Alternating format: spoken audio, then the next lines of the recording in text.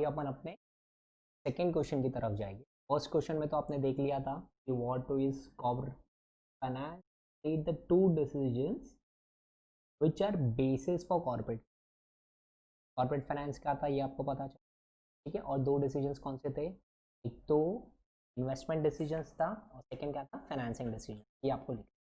अभी अपन move on होते हैं सेकंड क्वेश्चन की तरफ। तो क्या है, what are the different covered by the corporate, मतलब ऐसे कौन एस्पेक्ट है जो एक कॉर्पोरेट फाइनेंस कवर करता है और ऐसे कौन कौन से डिसीजंस जो एक फाइनेंस मैनेजर को डील करने पड़ते हैं जब वो कॉर्पोरेट, ठीक है। अब हमेशा याद रखना, जब जब ये तुम चैप्टर्स के आंसर्स लिखोगे तब तब तुमको याद रखना कि कॉर्पोरेट फाइनेंस को बाय डिफॉल्ट, अगर मान लो कोई क्वेश्चन में कॉर्पोरेट फाइनेंस का वर्ड भी आ गया, कॉर्पोरेट फाइनेंस अगर वर्ड, तो बाय डिफॉल्ट सबसे पहले आपको आपके आंसर में क्या डिफाइन करना है कि कॉर्पोरेट फाइनेंस क्या है, ठीक है। आप ये चीज़ समझो। वापस से मैं रिपीट, ये चैप्टर से और अगर मान लो क्वेश्चन में भी कॉर्पोरेट, याद रखो कॉर्पोरेट फाइनेंस डिफाइन कर देना है बाय डिफॉल्ट। आपको बाय डिफॉल्ट क्या करना है, को डिफाइन करना है। कॉर्पोरेट फाइनेंस क्या था, it refers to generation and utilisation of funds by the corporation. वही चीज़ है जो मैंने पहले के क्वेश्चन में पढ़ाई थी, वही की वही चीज़ है, क्योंकि डिफाइन सब ठीक ही रहेगा। और second, success of any business depends upon the efficient generation and uses of fund. मतलब अगर मान लो कोई बिजनेस को सक्सेसफुल होना है तो सक्सेसफुल होने में एक दो चीज़ें जो इंपॉर्टेंट है वो क्या है कि मैं जो मेरा फंड कितना एफिशिएंटली जनरेट करता हूँ और मैं कितना एफिशिएंटली उसको यूटिलाइज करता हूँ। मैंने बोला ना, जैसे आपके पास ओन कैपिटल रहता है, ओड कैपिटल, तो कितना ओन करना है कितना ओड करना है, ये एफिशिएंट डिसीजंस मेकिंग के ऊपर डिपेंड रहता है।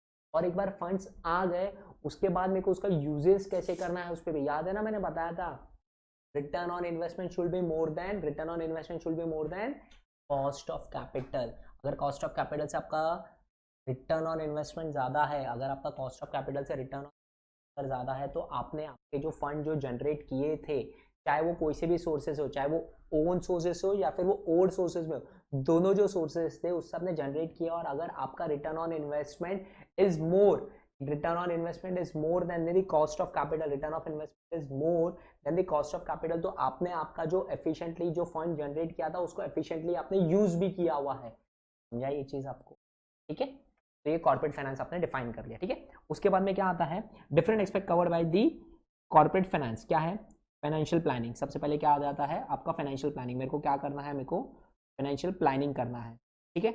उसके बाद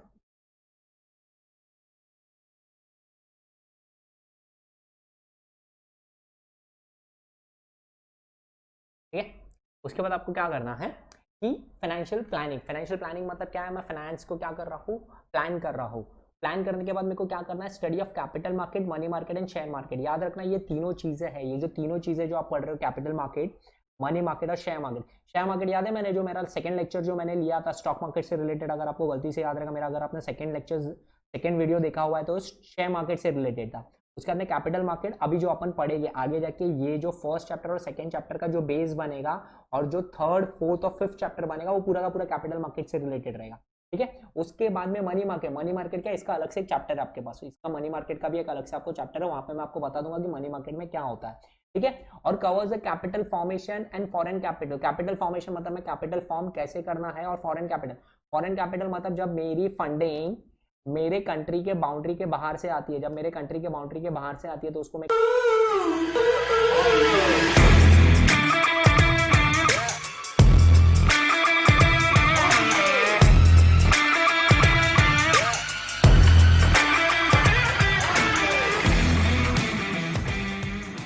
क्या बोलता हूँ, फॉरेन कैपिटल मतलब कोई बाहर का बंदा जो इंडिया में रिसाइड नहीं करता है, जो इंडिया में रिसाइड नहीं करता है, या फिर कोई ऐसी कंपनी जो इंडियन कंपनी नहीं है और वो मेरे फर्म में या फिर मेरी कंपनी में अगर इन्वेस्टमेंट करती है तो उसको मैं फॉरेन इन्वेस्टमेंट बोलता हूँ। तो ये किससे डिफरेंट एक्सपेक्ट, कौन कौन से तीन एक्सपेक्ट है, हमेशा याद रखना। कॉर्पोरेट फाइनेंस कितने एक्सपेक्ट पे चलता है, तीन एक्सपेक्ट। पहला फाइनेंशियल प्लानिंग, सबसे पहले क्या है फाइनेंशियल प्लानिंग, मतलब क्या है, देखो फाइनेंस को प्लान करना है बराबर से।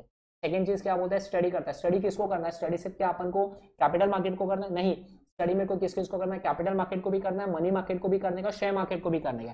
कैपिटल मार्केट क्या है, first chapter, second, third, fourth, fifth, इसमें आपको पता चलेगा कैपिटल मार्केट कहाँ कहाँ पे रोल प्ले करता है। मनी मार्केट, इसके लिए एक अलग से आपके लिए चैप्टर है। शेयर मार्केट 12th वाला जो स्टॉक मार्केट से रिलेटेड था, वो शेयर मार्केट का जो चैप्टर है वहां पे आपको पूरा पता चल जाएगा, ठीक है। और तीसरा क्या कवर करता है, capital formation and foreign capital, ठीक है। एक्सपेक्ट 3 कवर करता है। फंक्शन ऑफ फाइनेंशियल मैनेजर क्या है, अभी याद रखना, फंक्शन ऑफ फाइनेंस मैनेजर जो फाइनेंस हैंडल करता है, उसके क्या क्या फंक्शंस रहते हैं, ये बहुत इंपॉर्टेंट है। फंक्शंस क्या क्या है, अब मेरे को क्या देखना है कि मेरे पास एडिक्वेट फाइनेंस है कि नहीं, मेरे पास क्या है, एडिक्वेट फाइनेंस है कि नहीं। एडिक्वेट फाइनेंस मतलब याद रखना, मेरे पास इतने तो फाइनेंस अवेलेबल होने चाहिए कि मान लो कि कोई इमीडिएट रिक्वायरमेंट आई हुई, अगर कोई इमीडिएट रिक्वायरमेंट आई हुई है उसको मैं फुलफिल कर पाऊँ, उसको मैं क्या कर पाऊँ, फुलफिल करवा। तो हमेशा याद रखना, फाइनेंस मैनेजर का सबसे पहले काम क्या रहता है कि वो फाइनेंस एडिक्वेट रखे, हमेशा हमेशा क्या रखे, एडिक्वेट फाइनेंस रखे। याद है जब अपन घर से जब कॉलेज जाते हैं, अपन कभी भी घर से कॉलेज जाते हैं, तो याद है आपने कितनी बार अपने पेरेंट्स बोलते हैं कि भाई बेटा तुम्हारे पास पैसे है कि नहीं है। वो जो पैसे है कि नहीं है, उनका पूछने का रीजन क्या रहता है कि इन केस अगर आप कहाँ पे फंस गए, कभी इन केस आप कहाँ पे फंस गए, तो आपके पास कम से कम उतने पैसे तो होने चाहिए कि तुम घर तक पहुंच जाओ, या फिर या तुम्हारी जो बेसिक नीड रहेगी। जैसे मान लो कि अगर आप यहाँ से अगर आप विलेपाले चले गए, जैसे मान लो आप विलेपाले चले गए, बारिश आ गई और आप ट्रेन में अटक गए, तो आप अगर अटक गए तो आपको भूख तो लगेगी ना, और जब भूख लगेगी तो उसके लिए आपको, जब आप कुछ खरीदने जाओगे तो उसके लिए आपको पैसे तो चाहिए ना। तो जो पैसे जो है अपने पास, तो इतने पैसे तो होने चाहिए ना कि भाई जो मेरी बेसिक रिक्वायरमेंट है, जब तक मैं वहां पे अटका हूं वो कम से कम फुलफिल हो। खाने की रिक्वायरमेंट हो गई, वो तो मेरी फुलफिल होनी चाहिए ना। तो वैसे ही जो फाइनेंस मैनेजर, जो कंपनी का फाइनेंस मैनेजर रहता है ना, वो हमेशा एक चीज हमेशा ध्यान रखता है कि कंपनी के पास एडिक्वेट फाइनेंस अवेलेबल होने चाहिए, एडिक्वेट फाइनेंस अवेलेबल होने चाहिए। फिर क्या है, using the fund right sources at the minimum cost. Right source at minimum cost मतलब क्या है, याद है मैं आपको हमेशा बोला था कि अगर मैंने जिस चीज में इन्वेस्टमेंट करना है, उसका जो रिवॉर्ड्स है, उसके जो रिवॉर्ड्स है वो मेरे को over a period of time के बाद आने वाले हैं, तो क्या मैं शॉर्ट टर्म कैपिटल लूंगा कि लॉन्ग टर्म कैपिटल लूंगा, लॉन्ग टर्म कैपिटल लूंगा मैं, लॉन्ग।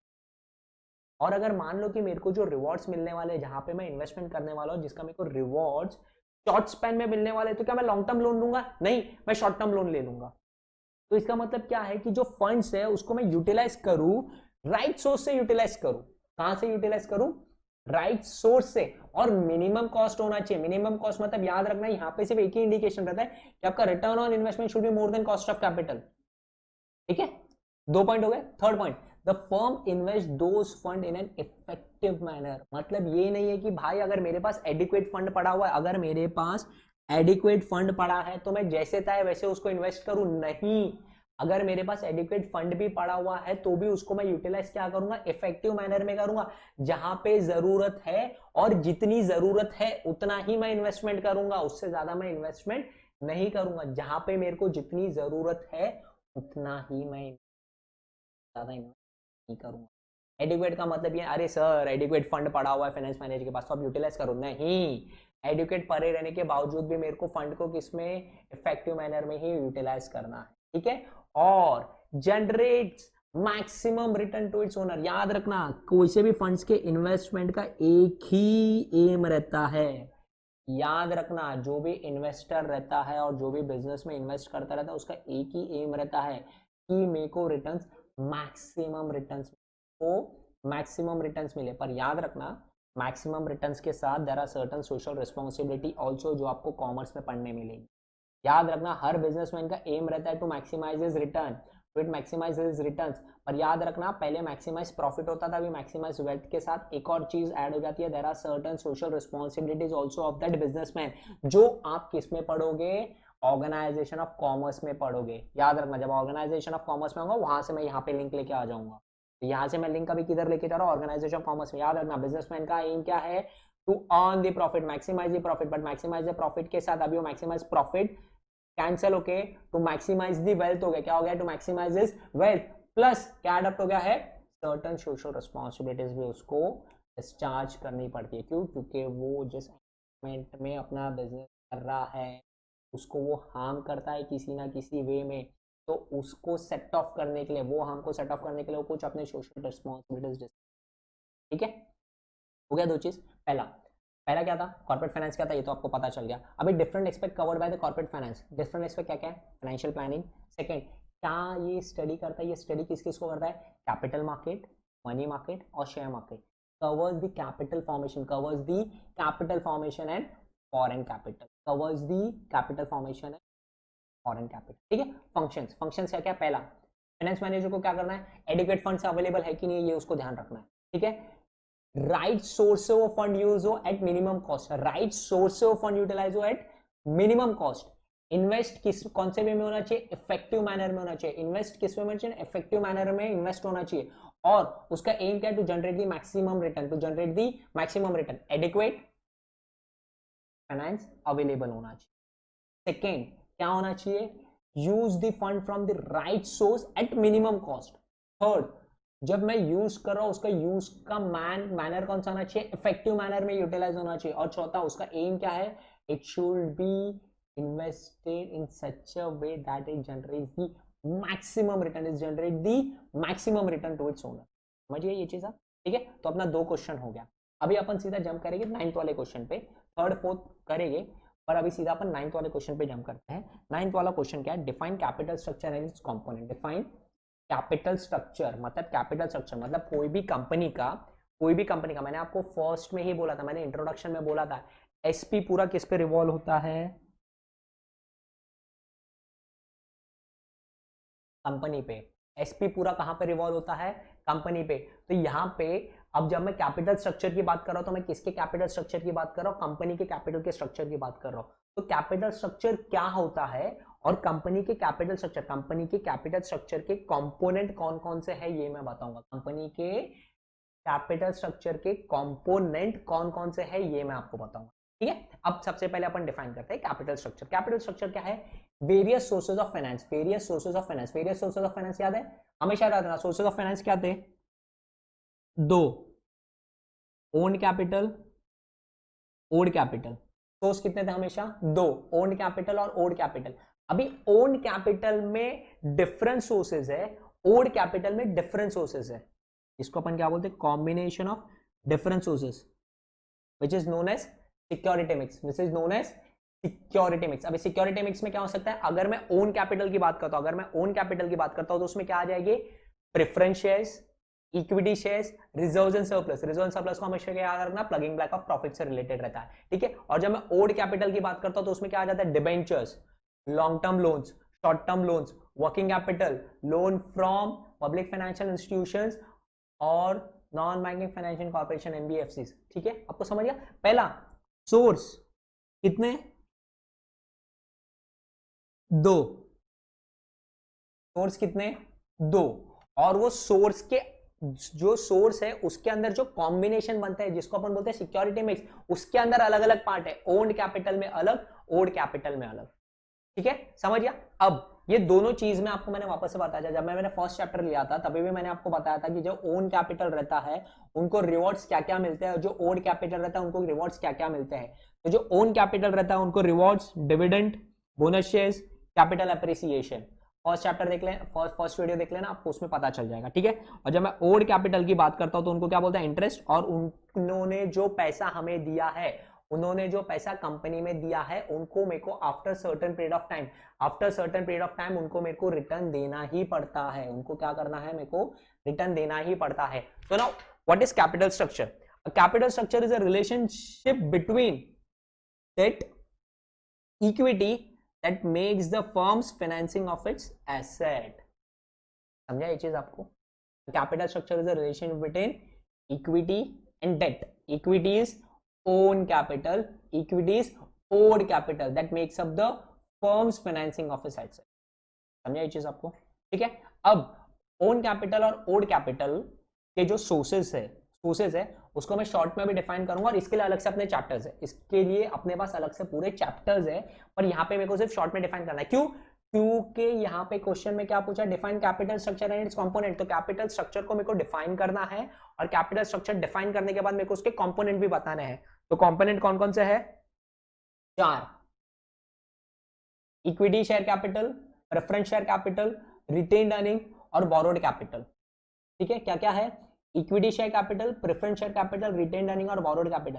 अब मैं आपको जो एक एक जो समझाने वाला हूँ, याद रखना यही चीज वापस से सेकेंड थर्ड फोर्थ चैप्टर्स में आपको वापस से आने वाली है।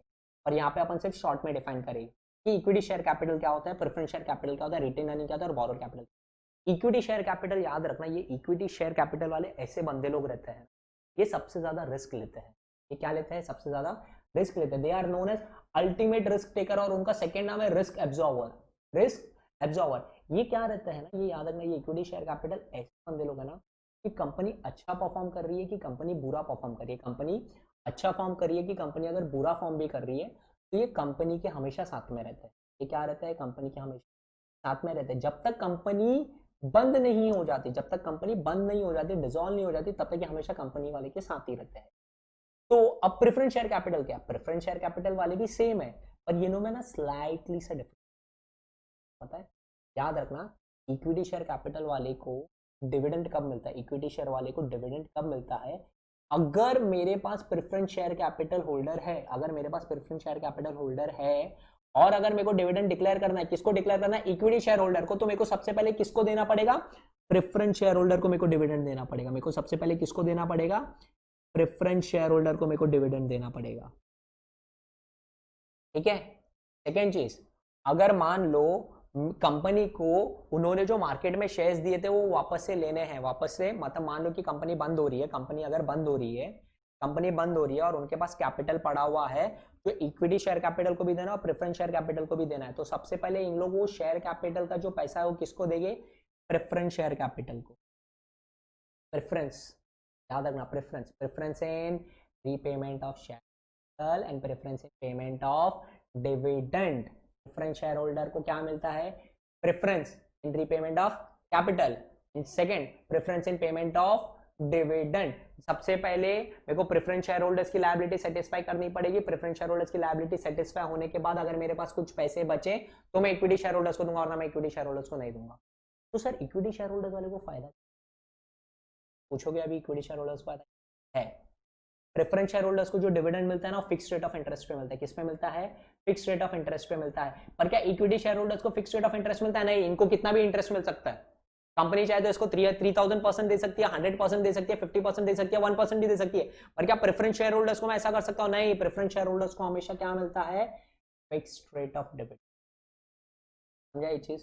क्या प्रेफरेंस शेयर होल्डर्स को बोनस शेयर्स मिल सकते हैं? नहीं, प्रेफरेंस शेयर होल्डर्स को बोनस शेयर्स नहीं मिल सकते, सिर्फ इक्विटी शेयर होल्डर्स को बोनस शेयर। ठीक है, ये दो चीज समझा। Preference share capital, equity share capital. Preference share capital कौन है?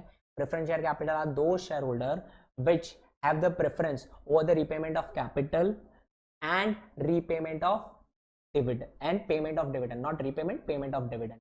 Preference shareholder कौन है? These are the shareholders which have the preference in repayment of share capital and payment of dividend. Do they get bonus shares? No, they don't get bonus shares. They get fluctuating rate of dividend? No, they get fixed rate. Get fixed rate of dividend. Fluctuating किसको मिलता है? Equity share holders को मिलता है। Bonus shares किसको मिलता है? Equity share holders को मिलता है। क्या इक्विटी शेयर होल्डर्स को डायरेक्टली अपना कैपिटल मिल जाएगा? नहीं, पहले अगर प्रेफरेंस शेयर कैपिटल है तो उनकी लायबिलिटी दो, उसके बाद इक्विटी शेयर होल्डर्स की बारी। क्या इक्विटी शेयर होल्डर्स को डिविडेंड डायरेक्टली मिलता है? नहीं, अगर प्रेफरेंस शेयर होल्डर्स है तो पहले उनको डिविडेंड दो, उसके बाद तुमको इक्विटी शेयर होल्डर्स को देना पड़ेगा। याद रखना, जब तुम ग्रेजुएशन लेवल पे जाओगे, जब तुम ग्रेजुएशन लेवल पे जाओगे तो वहां पे बैलेंस शीट में अगर प्रेफरेंस शेयर होल्डर है और इक्विटी शेयर होल्डर है, और अगर आपको नीचे देके रखा हुआ है the company has declared dividend to equity shareholders, they have declared dividend to equity shareholders, और अगर आपको बैलेंस शीट में कहां पे भी नहीं दिख रहा है कि प्रेफरेंस शेयर होल्डर्स को उन्होंने डिविडेंड दिया हुआ है, तो याद रखना सबसे पहले आपको वो हिडन एडजस्टमेंट बोलते, सबसे पहले आपको प्रेफरेंस शेयर होल्डर्स को डिविडेंड देना पड़ेगा। किसको देना पड़ेगा? प्रेफरेंस शेयर होल्डर्स को डिविडेंड देना पड़ेगा, उसके बाद ही तुम इक्विटी को याद रखना। वो हमेशा याद रखना, एक हिडन एडजस्टमेंट बनेगा आपके लिए।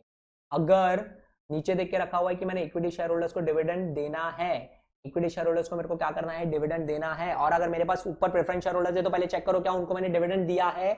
अगर मेरे को कहां पे भी नहीं दिखता है तो पहले उनको डिविडेंड डिक्लेयर करो और उसके बाद तुम इक्विटी शेयर होल्डर्स को डिविडेंड दे सकते हो, वरना तुम्हारे जो आंसर दिया हुआ है वो गलत हो जाए। क्यों? क्योंकि प्रेफरेंस शेयर होल्डर्स को जब तक तुम डिविडेंड नहीं देते तब तक तुम इक्विटी शेयर होल्डर्स को डिविडेंड नहीं दे।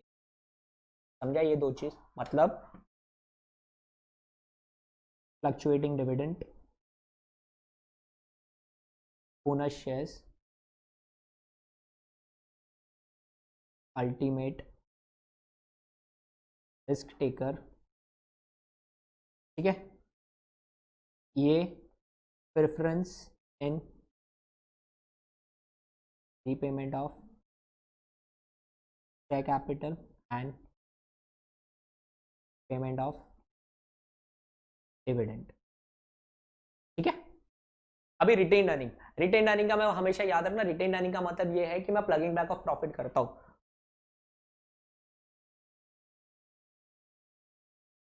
अब याद रखना, जब जब रिटेन अर्निंग्स की बात करूंगा, जब जब मैं रिटेन अर्निंग्स की बात करूंगा, तब तब हमेशा याद रखना मैं प्लगिंग बैक ऑफ प्रॉफिट साथ में बोलूंगा। प्लगिंग बैक ऑफ प्रॉफिट मैंने पहले भी बताया था कि जो मेरी प्रॉफिट हुई है, जो मेरी प्रॉफिट हुई है, उसको मैं वापस से क्या कर रहा हूँ, मेरे बिजनेस में क्या कर रहा हूँ, मैं री इन्वेस्ट कर, ठीक है। ये चीज़ आपको समझ गई। पहला इक्विटी आप समझ गए, प्रेफरेंस शेयर कैपिटल समझ गए, नहीं देना, इसके ऊपर पूरा का पूरा, ये जो तीन चीज़ें हैं ना, 1 2 3, पूरा का पूरा चैप्टर है, अपन पूरा डिटेल में जाएगी। इक्विटी शेयर कैपिटल क्या होता है, क्या नहीं होता है, किस तरह से होता है, प्रेफरेंस शेयर कैपिटल में क्या है क्या नहीं, पूरा डिटेल में। अब तुम सिर्फ समझने के लिए समझो कि component, equity share capital, preference share, retained earning, borrowed capital. Borrowed capital मतलब क्या हो गया, बोरोड कैपिटल मतलब क्या हो गया कि मेरा old capital, old capital, capital मतलब क्या, इसको मेरे को रीपे करना है।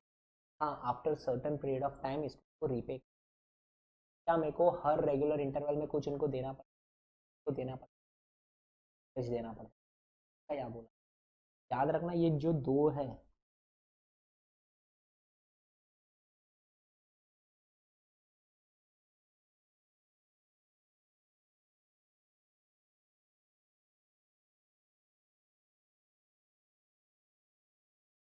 जब इसकी बात करता,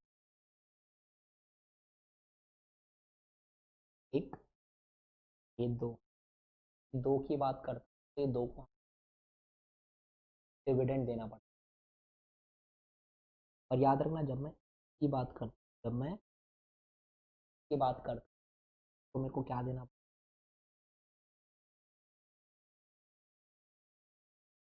क्या देना, ठीक है। अब बोरोड कैपिटल में कौन, डिबेंचर,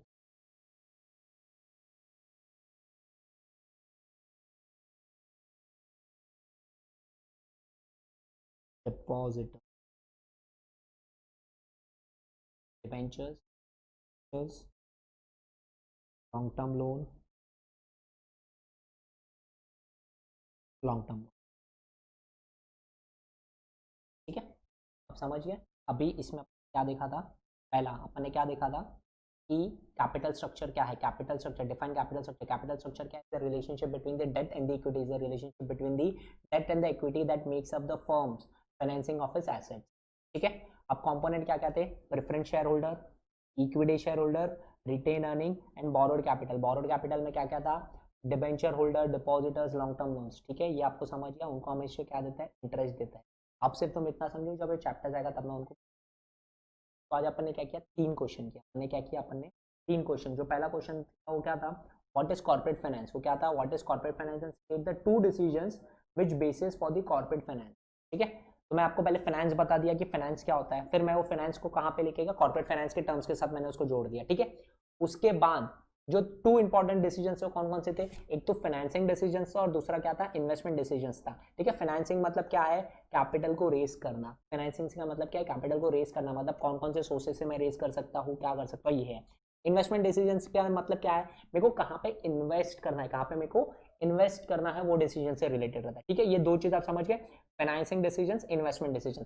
फिर अपन ने जो सेकंड वाला क्वेश्चन था वो क्या पढ़ा था अपन ने, what are the different expect, what are the different aspects covered by the corporate finance, what decision does the finance manager of the corporation has to deal with, ठीक है। डिफरेंट एस्पेक्ट क्या क्या था, पहला फाइनेंशियल प्लानिंग, सबसे पहले क्या था, फाइनेंशियल प्लानिंग, दूसरा क्या था, study of capital market, study of money market and study of share market, third point क्या था, covers the capital formation and foreign capital, foreign capital मतलब जो कैपिटल कहाँ से आ रहा है, कंट्री के बाहर से आ रहा है, उसको मैं क्या बोलता हूँ, फॉरेन कैपिटल बोलता हूँ, ठीक है। फाइनेंस फाइनेंस मैनेजर के फंक्शंस क्या थे, फाइनेंशियल मैनेजर के फंक्शंस क्या थे, पहला उसको क्या हमेशा देखना है कि क्या फाइनेंस एडिक्वेट है, यस हमेशा देखते रहना कि फाइनेंस हमेशा एडिक्वेट रहे। एडिक्वेट रहे मतलब क्या, कहां पे भी मैं उसको इन्वेस्टमेंट कर सकता हूं, नहीं, मेरे को कैसे ये करना है, इफेक्टिव मैनर में उसको इन्वेस्टमेंट करना है, right source at minimum cost, right source at minimum cost. और फोर्थ पॉइंट क्या था, generating a maximum return, generating a maximum return, ये चीज समझिए। उसके बाद क्या था, डिफाइन कैपिटल स्ट्रक्चर, डिफाइन क्या था, कैपिटल स्ट्रक्चर, और क्या था उसके कंपोनेंट क्या थे, तो कंपोनेंट पहले याद कर लो, कंपोनेंट क्या थे, equity share capital, preference share capital, retained earning and borrowed capital. Borrowed capital में क्या आता है, डिबेंचर्स आता है, डिपॉजिटर्स होता है। याद रखना ये जो चारों जो अपन ने पढ़े हैं, ये जो चारों जो अपन ने पढ़े हैं, ये चारों के चारों का इंडिविजुअल चैप्टर्स है जहां पे अपन पूरा डिटेल में पढ़ लेंगे कि भाई क्या क्या किधर किधर कैसे कैसे है, ठीक है। और उसके बाद में अब ये डिफाइन क्या बोलते हैं, define capital structure, capital structure को डिफाइन कैसे करें, it's in relationship between the debt and the equity, is the relationship between the debt and the equity that make up the first financial. तीन question हो गए हैं, आपने total question